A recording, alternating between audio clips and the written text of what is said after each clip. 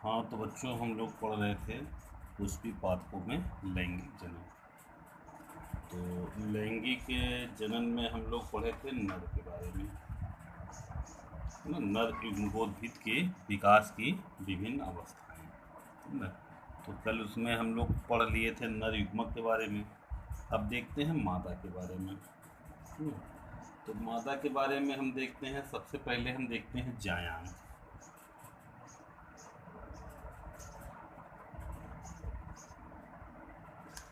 सबसे पहले हम देखते हैं जायांग, जिसको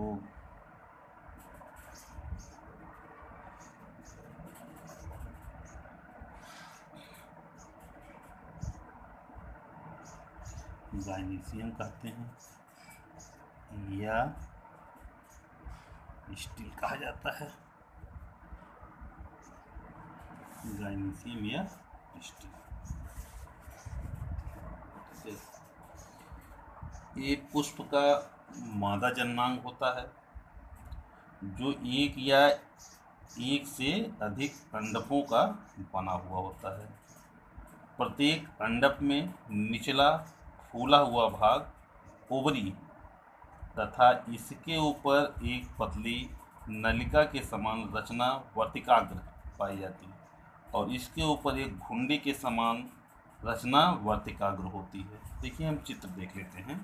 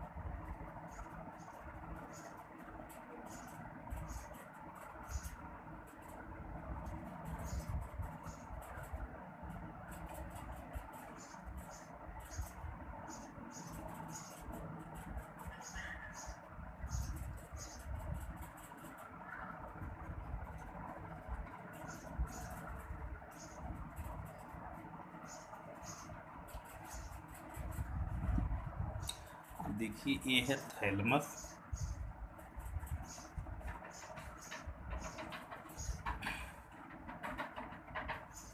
नीचे वाला भाग जो है ये कहलाता है थैलमस कहलाता है। ये भाग जो है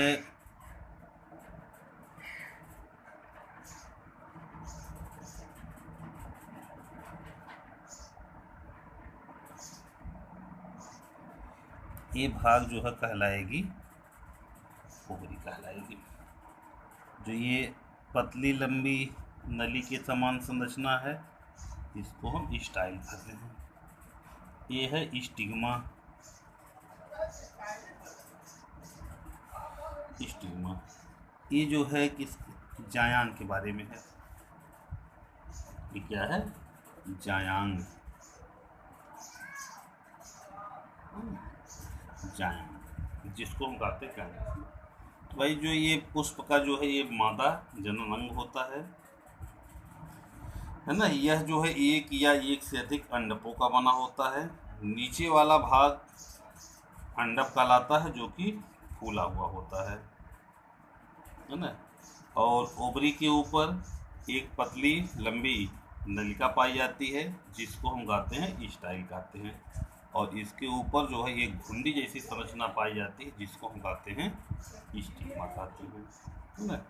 अंडाशय के अंदर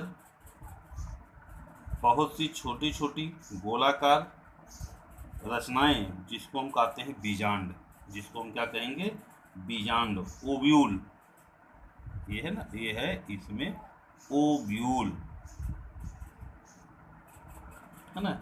कि अंडाशय भाई ओवरी के अंदर छोटी छोटी गोलाकार रचनाएं पाई जाती हैं, जिसको हम कहते हैं ओव्यूल कहते हैं, या इसी को क्या कहेंगे? Mega sporangia. क्या कहते हैं? मेगा स्पोरेंजिया पाई जाती है, ठीक है। Mega sporangia. अब हम देखते हैं यानी कि ओव्यूल हो गया, और इसी को हम क्या कहेंगे भाई, बीजांड है, या इसी को क्या कह सकते हैं, मेगा स्पोरेंजिया कहते हैं। चलिए इसमें हम आगे अब देखते हैं मेगा स्पोरोजेनेसिस। हम आगे अब देखते हैं मेगा स्पोरोजेनेसिस कि किस तरह से बीजाणु जनन की क्रिया होती है। तो भाई देखिए यहाँ पर ये बीजांड है, इसी को हम कहते हैं मेगा स्पोरेंजिया, है ना, ये जो है हाँ मेगा स्पोरेंजिया। अब हम आगे देखते हैं बीजाणु जनन। क्या देखते हैं, बीजाणु जनन, है ना। तो दीर्घ बीजाणु जनन, या जिसको हम कहते हैं मेगा स्पोरोजेनेसिस, यानी कि हम आगे क्या देखते हैं अब, मेगा स्पोरोजेनेसिस, या इसी को हिंदी में कहा जाता है दीर्घ बीजाणु जनन। दीर्घ बीजाणु जनन भाई ये हो गया मेगा स्पोरोजेनेसिस, या महाबीजाणु जनन, महाबीजाणु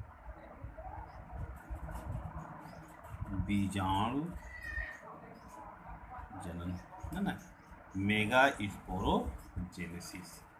मेगा स्पोरोजेनेसिस को दीर्घ बीजाणु जनन, या इसी को कहते हैं महाबीजाणु जनन कहते हैं। दीर्घ बीजाणु जो है मातृ कोशिका से, जो मातृ कोशिका है यानी जिसको हम कहते हैं मेगा स्पोर मदर सेल से अर्धसूत्री विभाजन के द्वारा दीर्घ बीजाणु या महाबीजाणु बनने की क्रिया को हम क्या कहते हैं, दीर्घ बीजाणु जनन कहते हैं। यानी दीर्घ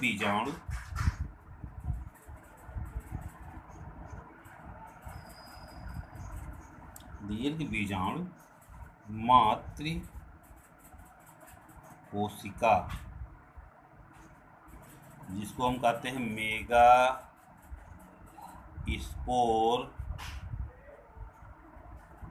मदर सेल से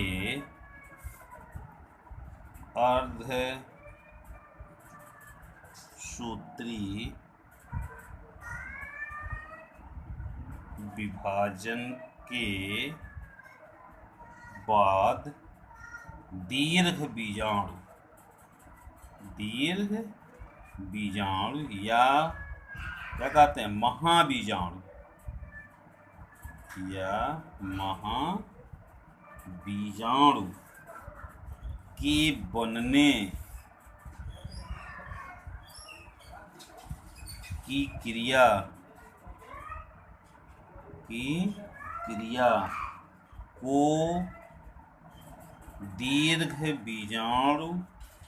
दीर्घ बीजाणु जनन कहते हैं।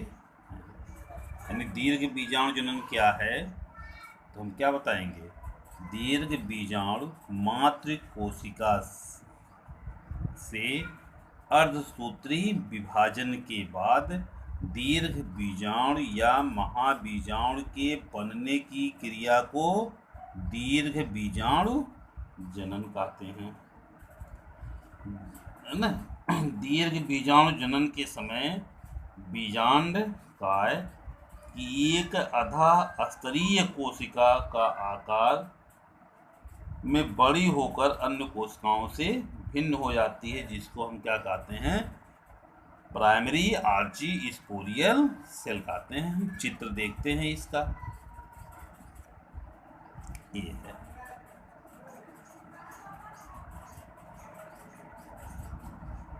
है ना, कि इसके समय जो न्यूसेलस है बीजांड काय, क्या है, जो बीजांड काय है न्यूसेलस की एक हाइपोडर्मल सेल आकार में बड़ी हो जाती है। यानी कि ये जो चित्र हम देख रहे हैं, ये चित्र हम बना रहे हैं किसका?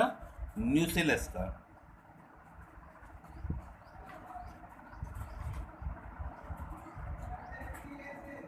है ना, ये न्यूसेलस है।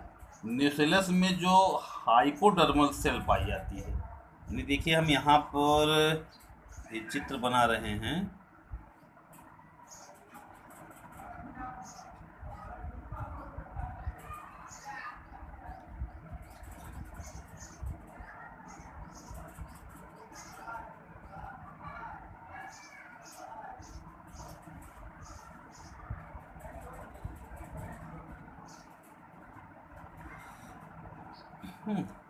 देखिए ये हो गया।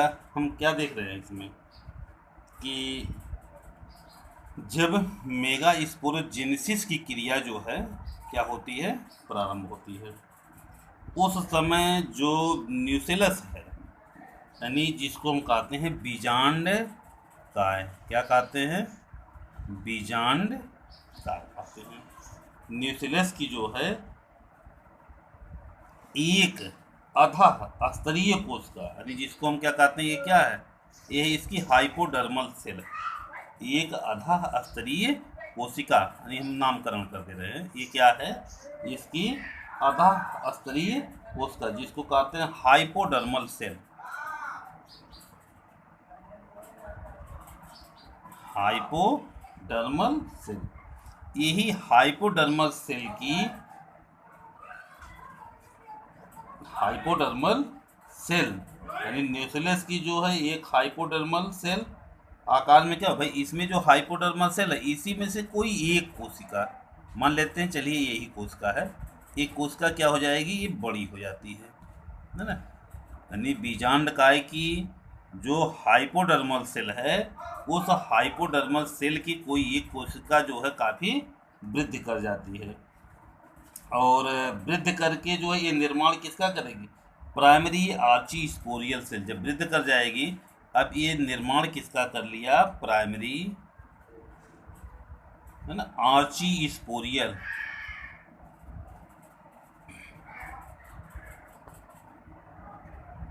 प्राइमरी आर्ची स्पोरियल सेल का ये निर्माण कर लेते हैं, है ना। दीर्घ बीजाणु हम लोग पढ़ रहे हैं, तो दीर्घ बीजाणु जनन में जो बीजांड काय है, उनकी जो हाइपोडर्मल सेल है ना, हाइपोडर्मल सेल की कोई एक कोशिका वृद्धि कर जाती है, और वृद्धि करके जो है ये किसका निर्माण कर लेती है? प्राइमरी आर्ची स्पोरियल सेल का निर्माण कर लेती है। अब यह कोशिका जो है पेरिक्लिनल डिवीजन के द्वारा जो है ये विभाजित हो जाती है। क्या कर जाएगी? यहाँ पर जो है इनका विभाजन हो जाएगा। तो हम अगले चित्र में देखते हैं। देखिए ये बीजांड काय हम बना रहे हैं, है ना। अब बीजांड काय में चलिए ये है कोशिका कौन सी जो हम लोग बनाए थे अभी? ये प्राइमरी स्पोरियल सेल है। इसमें हुआ क्या जो है इनका परिणत विभाजन हो गया, यानी जो ये parietal primary archesporial cell है ये विभाजन कर जाएगा। विभाजन कौन सा होगा? पेरिक्लिनल डिवीजन, पेरिक्लिनल डिवीजन, है ना, जिसको हम कहते हैं परिणत विभाजन। परिणत विभाजन, है ना, किसका हुआ है? पेरिक्लिनल। ये जो प्राइमरी आर्ची स्पोरियल सेल है, इनका क्या हो गया? पेरिक्लिनल डिवीजन हो जाएगा। तो जब हो जाएगा तो ये प्राइमरी आर्ची स्पोरियल सेल जो है ये दो कोशिका का निर्माण कर लेगी। देखिए एक कोशिका ये बन गई और एक कोशिका जो है ये बन गई। ठीक है,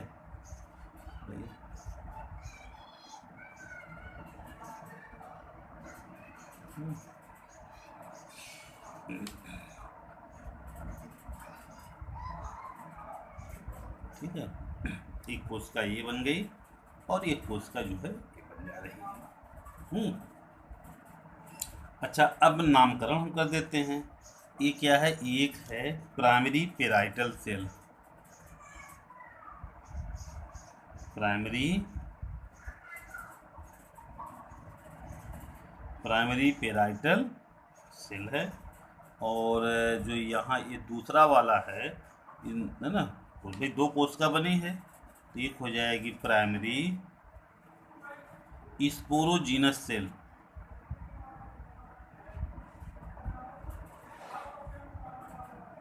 sporogenous cell, primary parietal cell और प्राइमरी स्पोरोजीनस सेल। कौन कौन से कोशिका बनी? दो। भाई परिणत विभाजन हुआ, और विभाजन में जो इसकी भित्ति कोशिका है पेराइटल सेल, और भीतर की तरफ, भित्ति मतलब बाहर की तरफ क्या बन गया? पेराइटल सेल, और अंदर की तरफ क्या बना? स्पोरोजीनस सेल बन गया। ठीक है। अब जो भित्तीय कोशिका है, भित्ति कोशिका जो है एक बार या दो बार जो है विभाजित हो जाती है। भित्ति कोशिका का मतलब जो पेराइटल सेल है, ये पेराइटल सेल जो है एक या दो बार क्या कर जाएगी? विभाजन कर जाएगी, है ना। देखिए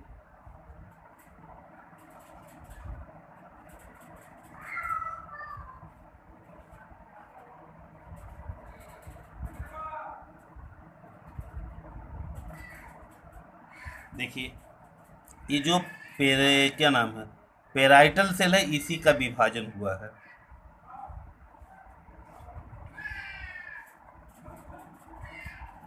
पेराइटल सेल जो है, इस पेराइटल सेल का एक या दो बार विभाजन हो जाएगा, या कोई जरूरी भी नहीं है कि इसका विभाजन हो ही जाए, ये बगैर विभाजन की भी रह सकता है ना।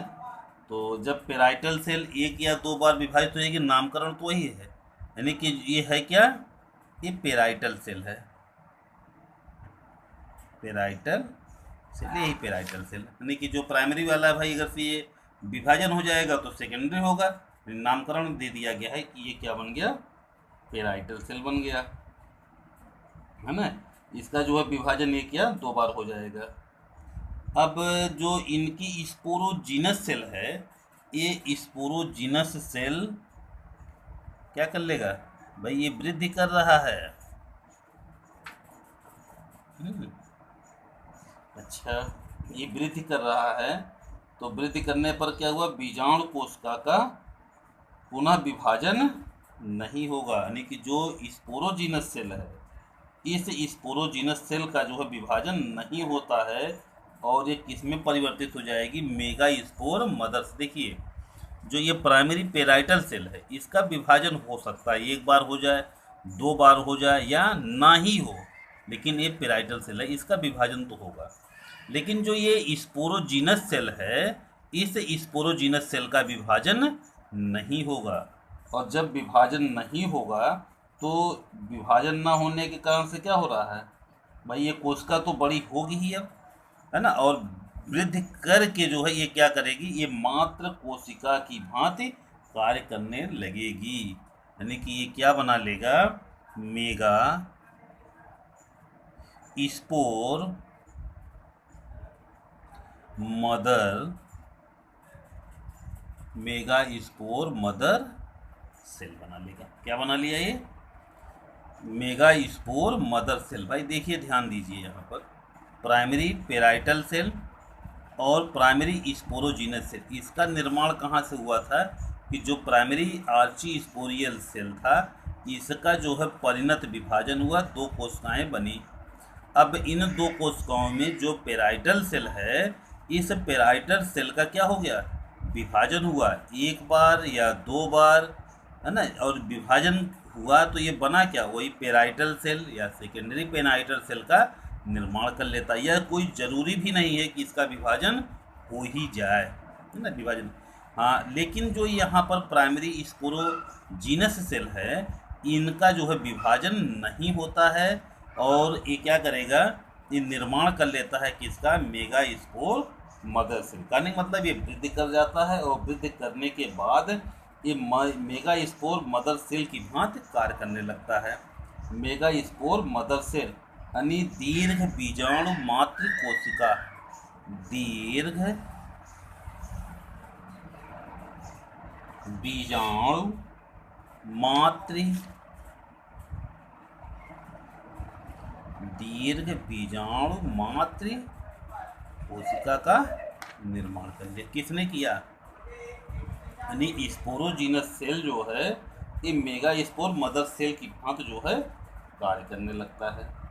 ठीक है, अब यही दीर्घ बीजाणु जो है अर्धसूत्री विभाजन द्वारा विभाजित हो जाएगा। ध्यान देना, जो स्पोरोजीनस सेल था ये निर्माण किसका किया? मेगा स्पोर मदर सेल का निर्माण किया। अब यही मेगा स्पोर मदर सेल जो है अर्धसूत्री विभाजन के द्वारा जो है ये विभाजित होकर के 4 हैप्लॉयड दीर्घ बीजाणु का निर्माण कर लेता है। देखिए यहाँ पर हम चित्र बना रहे हैं।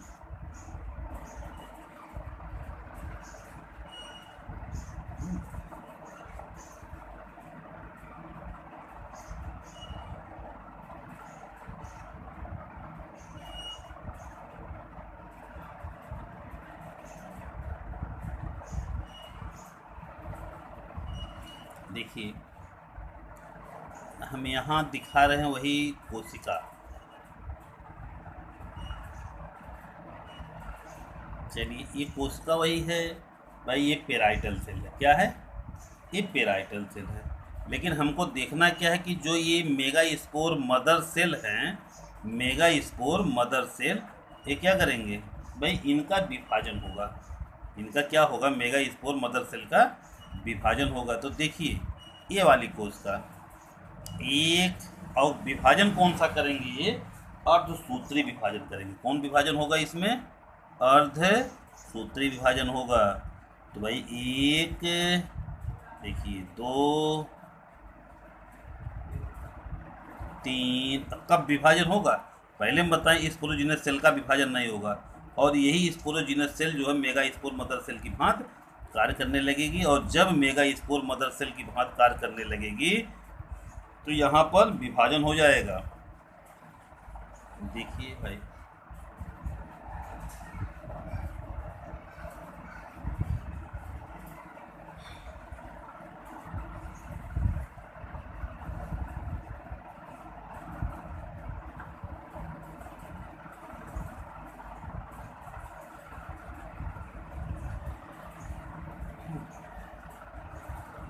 देखिए ये बना क्या?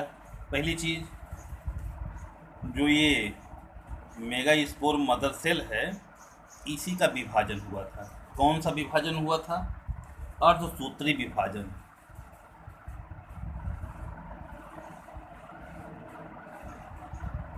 है ना, मियासिस डिवीजन। और जिसको हम कहते हैं अर्धसूत्री विभाजन किसका हुआ है? मेगा स्पोर मदर सेल का। किसका हुआ है? मेगा स्पोर मदर सेल का। यानी जो विभाजन हुआ है मियासिस डिवीजन, अर्धसूत्री विभाजन हुआ, ये इसी मेगा स्पोर मदर सेल का हुआ है। अब मेगा स्पोर मदर सेल का विभाजन हुआ तो 4 क्या बने? 4 दीर्घ बीजाणु बन जाते हैं। क्या बन जाएंगे? 4 दीर्घ बीजाणु। यानी जो ये चारों बने हैं ये क्या बने हैं? दीर्घ बीजाणु बने हैं। और संख्या कितनी है?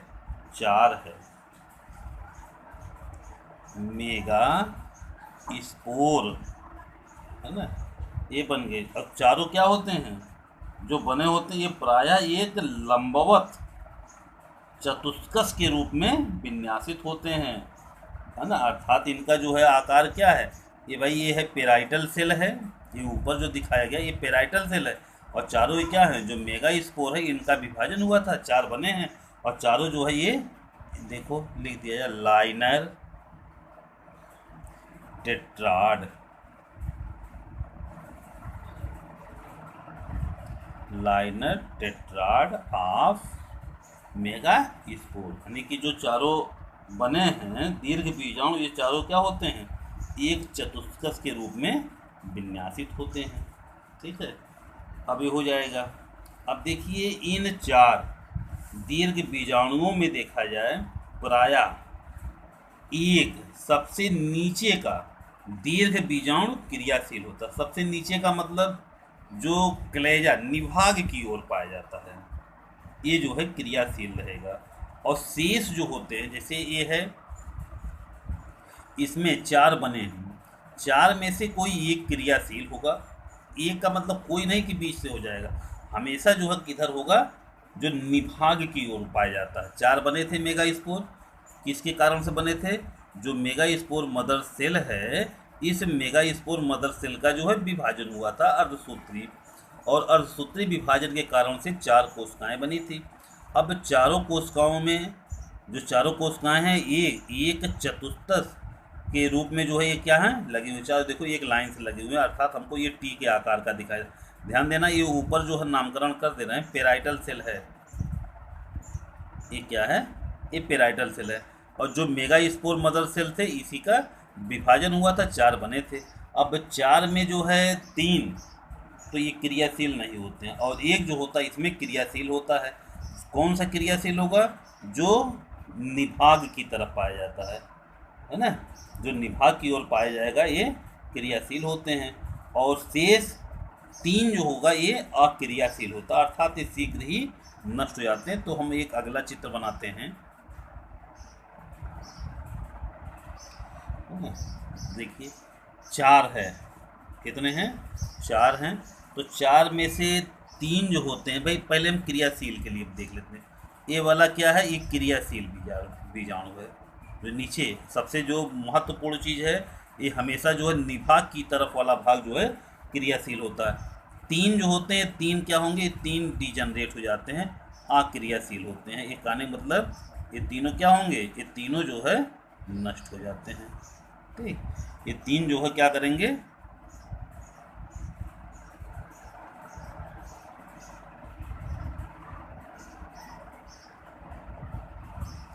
ये तीनों जो होते हैं, ये तीनों नष्ट हो जाते हैं।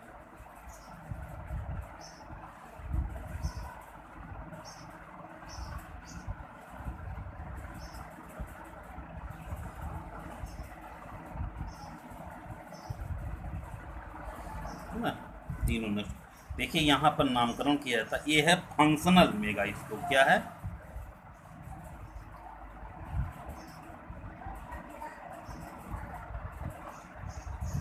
फंक्शनल मेगा, ये फंक्शनल मेगा स्पोर है। देखिए हम बताए थे कि यहाँ पर जो चार बनते हैं, चार में से एक जो होगा ये फंक्शनल होगा, तो ये फंक्शनल है, ये क्रियाशील बीजाणु है। ये क्या है, ये जो है फंक्शनल बीजाणु है, ये क्या है, इसको हम कहते हैं क्रियाशील बीजाणु कहा जाता है। देखिए जो शेष तीन होते हैं, एक दो तीन, ये तीनों क्या होते हैं, ये दीर्घ बीजाणु जो होते हैं अक्रियाशील होते हैं, यानी जिसको हम क्या लिखते हैं, देखिए तीनों के लिए डीजनरेटिंग,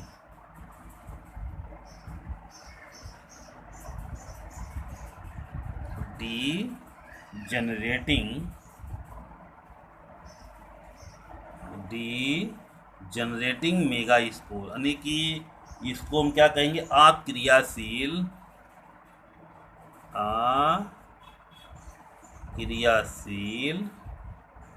दीर्घ, और ये है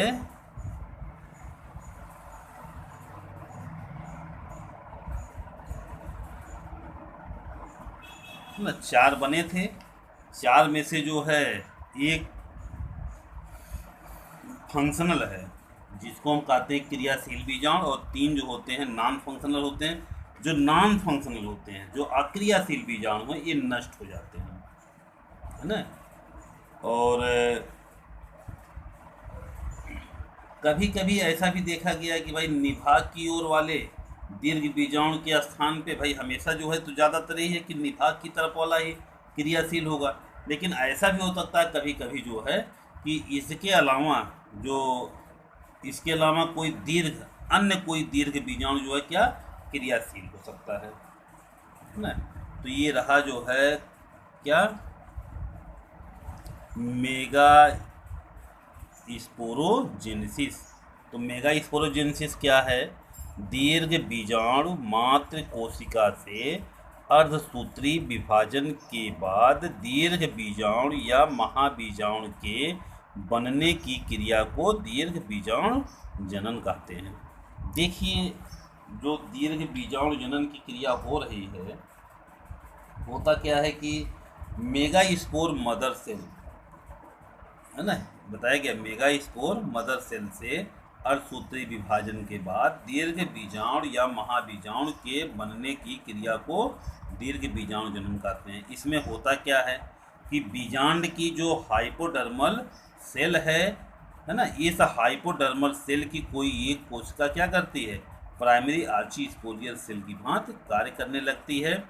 अब यही प्राइमरी आर्चीस्पोरियल सेल का परिणत विभाजन होगा और ये दो कोशिका, मतलब दो प्रकार क्या है, एक प्राइमरी पेराइटल सेल और अंदर की तरफ क्या स्पोरोजीनस सेल का निर्माण कर लेती है। देखिए, जो पेराइटल सेल है, इसका जो है एक या दो बार विभाजन होगा या ना ही हो विभाजन, तो ये निर्माण किसका करते हैं, पेराइटल सेल का।